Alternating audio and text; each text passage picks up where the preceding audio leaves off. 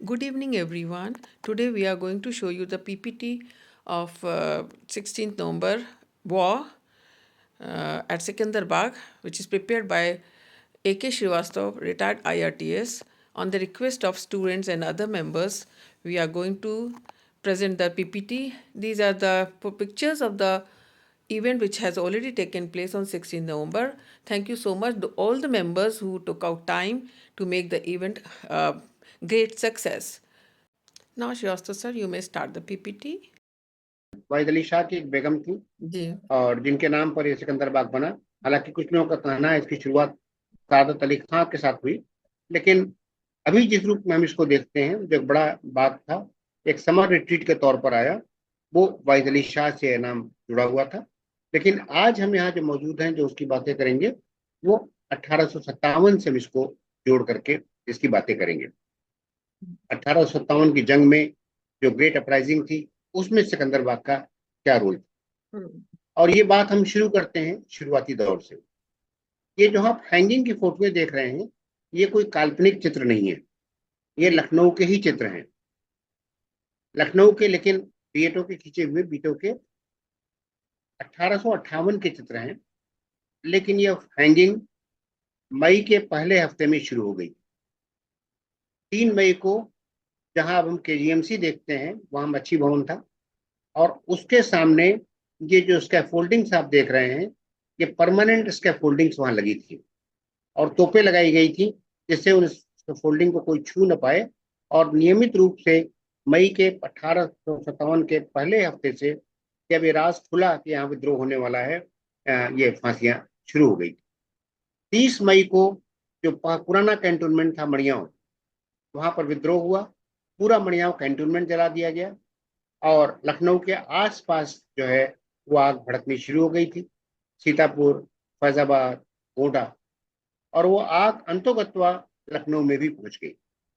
25 मई को ही जितने औरतें बच्चे थे सबको रेजिडेंसी में शिफ्ट कर दिया गया था, क्योंकि हेनरी लॉरेंस भी उम्मीद कर रहे थे, उनको आशंका थी लखनऊ में भी कुछ बवाल होगा, कुछ गदर का असर आएगा। 30 जून को चिन्हट, जहां आज कोई भी निशान नहीं है उस लड़ाई का, चिन्हट में शायद पहली बार ऐसा हुआ आमने सामने की लड़ाई में हिंदुस्तानियों ने अंग्रेजों को हराया। हेनरी लॉरेंस की सेना आई, वापस आई और रेजिडेंसी में उन्होंने अपने आप को बंद कर लिया और 1 जुलाई से रेजिडेंसी की सीज स्टार्ट हुई। ये अफसोस की बात है कि लखनऊ में हम 1857 के नाम पर सिर्फ रेजिडेंसी को याद करते हैं जो अंग्रेजों का गढ़ था, और जो बाकी जगहों की लड़ाइयां हैं उनको हम करीब करीब भूल गए। लेकिन रेजिडेंसी से अंग्रेजों को आजाद कराने के लिए कई मुहिम हुई। सबसे पहली मुहिम हैवलॉक ने की, जो उस नक्शे में आप देख सकते हैं, आलमबाग, चार बाग से होते हुए मोती महल होते हुए रेजिडेंसी 23 सितंबर को हैवलॉक आलमबाग आए। 25 सितंबर को चार बाग की लड़ाई हुई और 25 सितंबर की रात और 26 सितंबर को वह पहुंच गए रेजिडेंसी। लेकिन इतना नुकसान हुआ हैवलॉक की सेनाओं को आलमबाग, चार बाग और मोती महल की लड़ाइयों में कि वह वहां से वापस नहीं निकल पाए। जनरल नील, जिन्हें हम बूचर ऑफ इलाहाबाद कहते हैं, बहुत से लोगों को उन्होंने पेड़ों से टांग के फांसी दी, वो मारे गए। जो अभी ग्लोब पार्क है उसके पास, नील गेट बोलते हैं या शेर दरवाजा बोलते हैं, वो खास बाजार थी एक जगह जहां उन्हें मारा गया। और इस प्रकार रेजिडेंसी का घेरा टूटा नहीं, अंग्रेज अभी भी रेजिडेंसी के अंदर कैद थे। उनको छुड़ाने के लिए दूसरी मुहिम नवंबर में कैम्पबेल ने की। कैम्पबेल कमांडर इन चीफ थे, करीब करीब 50 साल का उनका लड़ाई का अनुभव था। एक बहुत महत्वपूर्ण फोटोग्राफ है जिसमें हम सिकंदराबाद को यहाँ पर देख सकते हैं, और इस फोटो से, इस चित्र से, मैप से हमको 1857 नवंबर में एक तो हजरतगंज का, या आप हजरतगंज की सड़क देख रहे हैं, उसका हमें अंदाजा लग जाएगा 1857 में गंज कैसा था। लाल जो इलाका है वो रेजिडेंसी का मूल रूप था। अंग्रेजों ने छतर मंजिल फरहत बख्श के इलाके पर भी कब्जा कर लिया था। और चूंकि आज हम बात कर रहे हैं सिकंदराबाद की, तो जहां पर मेरा कर्सर है ये सिकंदराबाद है। जो अभी अशोक मार्ग है वो सिकंदराबाद तक पहुंच के रुक जाता था। सिकंदराबाद के आगे कोई सड़क नहीं थी, सुल्तानगंज की तरह की एक बस्ती थी, और सिकंदराबाद के आगे शाह नजफ मोती महल का एक रास्ता था। सिकंदरबाग के ठीक सामने जहाँ भी दूरदर्शन है, वहां पर आप एक सराय को देख सकते हैं। इस नक्शे की मदद से नवंबर 1857 में सिकंदरबाग की क्या हालत थी, क्या लोकेशन थी, उसको हम एग्जैक्टली समझ सकते हैं। बाद में ये सड़क अशोक मार्ग की आगे बढ़ी। सिकंदरबाग को 1858 में दो टुकड़ों में बांट दिया गया और ये हिस्सा, एक हिस्सा बॉटनिकल गार्डन में, हॉर्टिकल्चर गार्डन में तब्दील हो गया और ये सड़क निकल करके गोमती तक आगे गई। सेकंड रिलीफ जो कैंपबेल ने की, उन्होंने चारबाग और शहर को से बचने की कोशिश की। और जो लाल लाइन आप देख रहे हैं, तो अब पहले दिलकुशा आए और दिलकुशा से मार्टिनियर, लेकिन वहां इन्होंने एक बहुत और मार्टिनियर से हैदर कैनाल को पार करते हुए फिर वो सिकंदरबाग होते हुए, जैसा हमने पिछले नक्शे में देखा था कि अगर हम सिकंदरबाग, शाहनजफ, मोती महल से होते हुए जाएंगे तो हम शहर को पूरी तरह से अवॉइड कर देते हैं। और शहर को अवॉइड करने का मतलब कि जो अंग्रेजी सेना पर हमला होना था, उससे वो अंग्रेजी सेना बच जाती। और ये जो नक्शा आप देख रहे हैं, ये पूरा बैटल प्लान बताता है कि कैसे उन्होंने हैदर कैनाल को पार किया।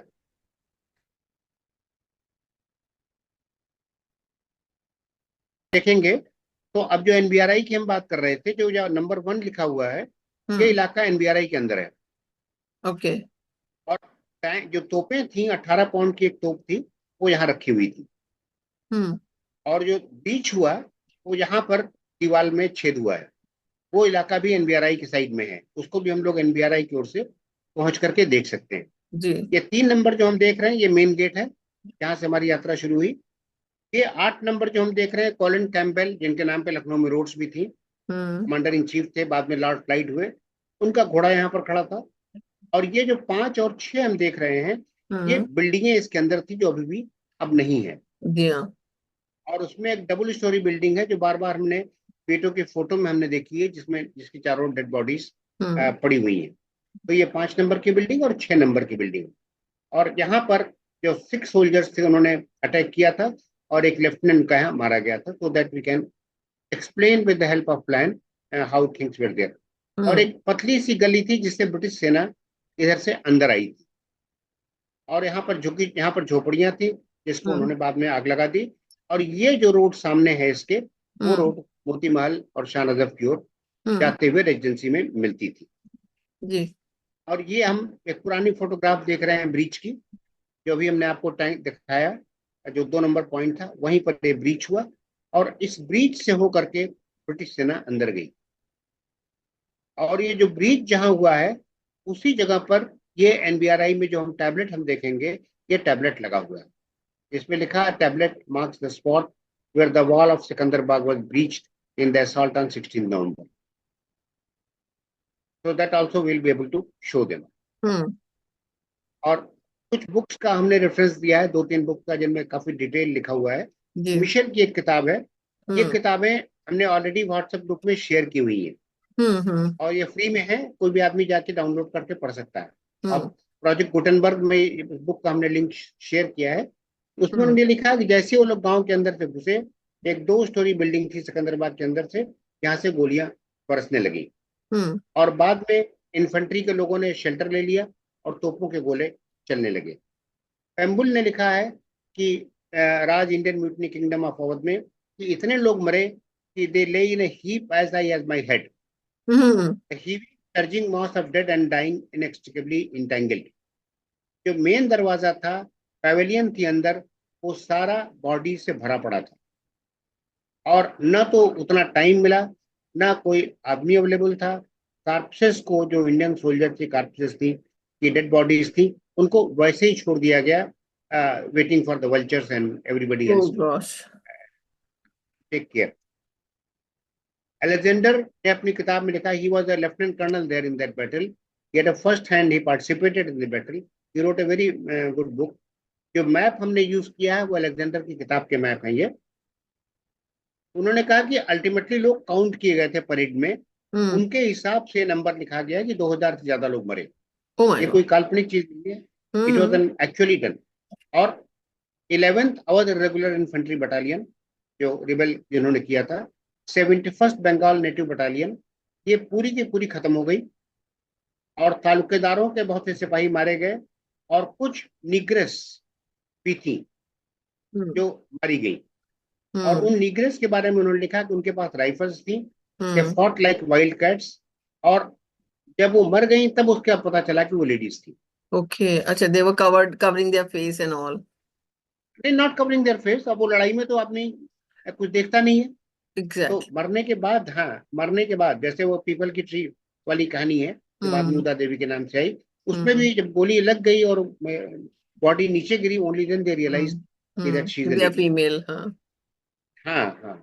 So there were few females also. Then we are moving to Shah Nazaf was Anas. also fought on the same day.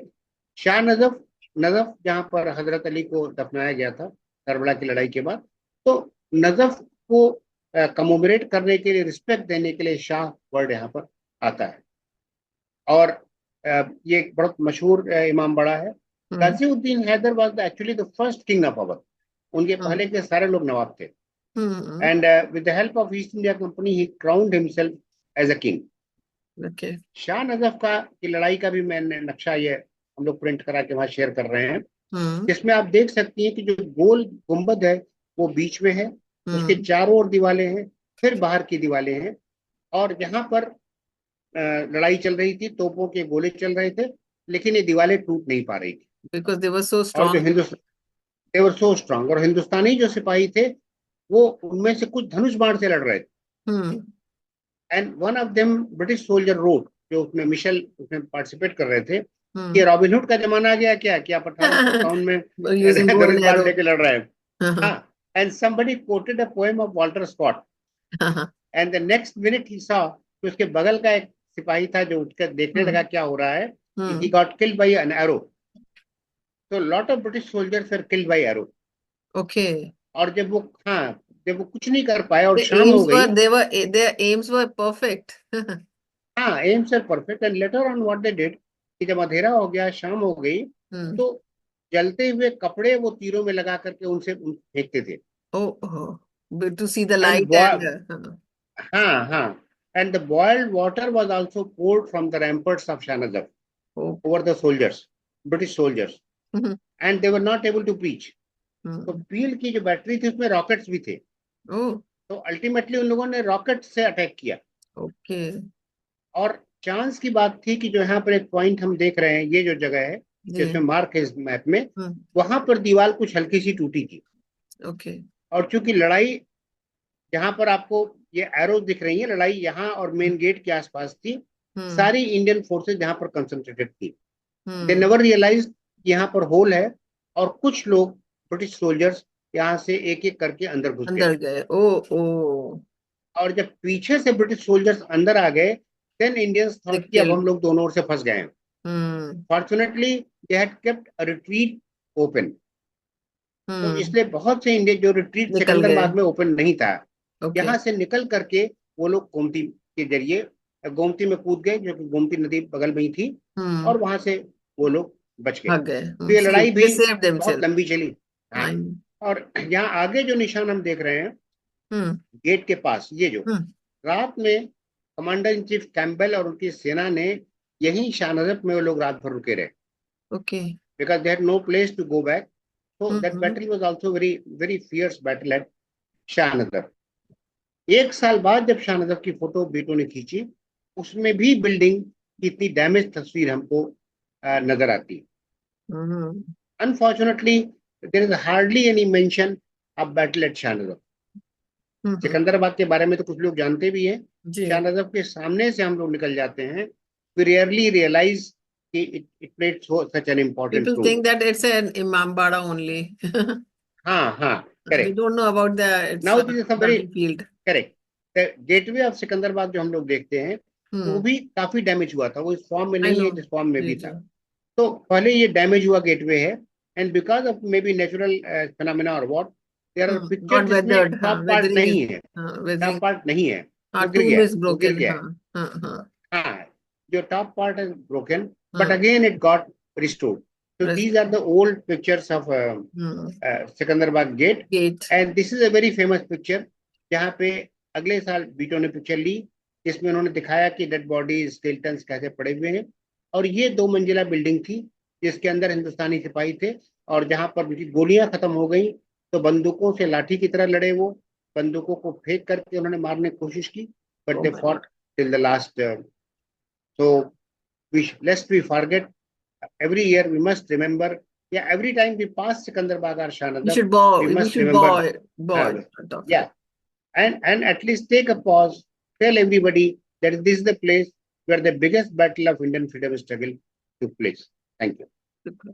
Very So, nice. so, Very nice so I will, explanation. And I think we uh, should all know this about this war uh, and all. And there are so many places in Lucknow where the war had taken place. और correct, लोग correct. जाते नहीं है, या हमारी history book में नहीं है, स्कूल के करिकुलम Uh, में नहीं है. So the children are not aware. I think they should be made aware of these things. At least they should know ji, about their Lucknow city, and about the martyrs who sacrificed their lives. Thanks a lot, Srivastava sir, for your valuable informations. And thank you so much, all the participants who took out their precious time to pay homage to the martyrs of the 16th November. Thanks a lot, everyone, LPS school teachers and members of the Adavars Lucknow. Thank you so much.